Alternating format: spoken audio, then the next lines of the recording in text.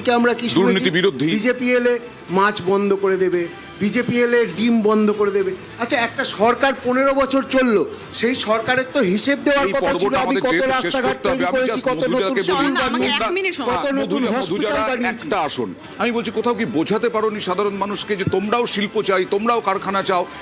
এরা এদের কথা বুঝলেন কি না, করে? আমি বারবার একটাই কথা বলছি যে মানুষ ম্যান্ডেটটা দিয়েছেন যে অ্যান্টি তৃণমূলের সরকারকে যেভাবেই হোক না কেন আমাদের ফেলতে হবে। এবার এই জায়গা থেকে মানুষ ম্যান্ডেট ভরসা করেছে দিয়েছেন তো। বিজেপিকে।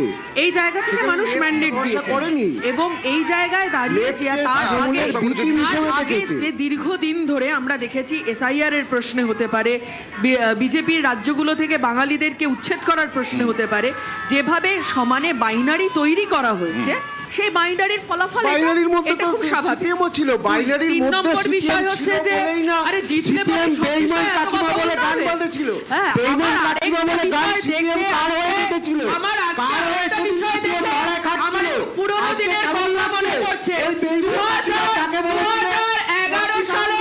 2011 সালে 21 জুলাই মমতা ব্যানার্জি শহীদ মিনারে দাঁড়িয়ে বলেছিলেন আমাদেরকে 10 বছর চুপ করে থাকতে। আমার আজকে তৃণমূল বিজেপিকে দেখতে দেখতে এটাই মনে পড়লো। তৃণমূল আমার বলছে চুপ করে থাকবে না, তৃণমূল বলছে চুপ করে থাকবে না। আমরাও চুপ করে থাকিনি, কিন্তু আমার একটাই কথা, বাঘের পিঠে উঠলে বাঘ খাবে। সেই বাঘের মানে পিঠে বাঘের বাঘ পিঠে খেয়ে উঠেছিল, ফেলেছে। মানে আরএসএস এর বাঘ পিঠে সিপিএমকে খেয়ে উঠেছিল তৃণমূল।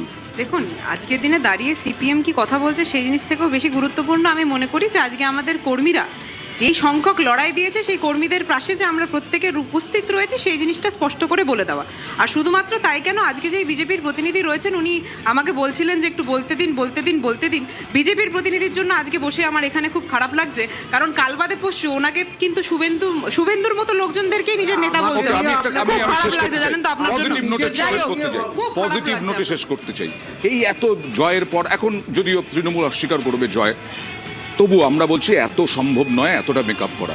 একজন মাঠে মেঠো রাজনীতিবিদ হিসেবে, বিজেপির একজন কর্মী হিসেবে মানুষের কাছে কি পজিটিভ বার্তা তুলতে চাই? মানুষের কাছে একটাই কথা বলবো, মানুষ আপনারা ভরসা রেখেছেন, বাঙালি হিন্দু একচেটিয়াভাবে ভোট দিয়েছে বিজেপিকে, সেই ভরসার মর্যাদা আমরা অবশ্যই দেবো। কোনো বাড়ির ছেলেটাকে সেই হিন্দু মুসলিম খ্রিস্টান বৌদ্ধ যেই হোক না কেন তাকে পরিযায়ী শ্রমিক হয়ে তামিলনাড়ু কি গুজরাট যেতে হবে না, পশ্চিমবাংলাতেই সে কাজ পাবে। কোনো শিক্ষকের চাকরির জন্য কাউকে গিয়ে রাস্তায় বসতে Okay. হবে না, সে স্কুলে চাকরি পাবে, নিশ্চয়ই। স্কুল সার্ভিস আমরাও- কমিশন হবে। কোনো ডাক্তার তিনি হসপিটালের মধ্যে ধর্ষিতা হয়ে খুন হবেন না, এবং কোনো ডাক্তারের মাকে নিয়ে কেউ গান বাঁধার সাহস পাবে না। আমরাও তাই সেইভাবে আশাবাদী, এবং এই পর্ব চলবে।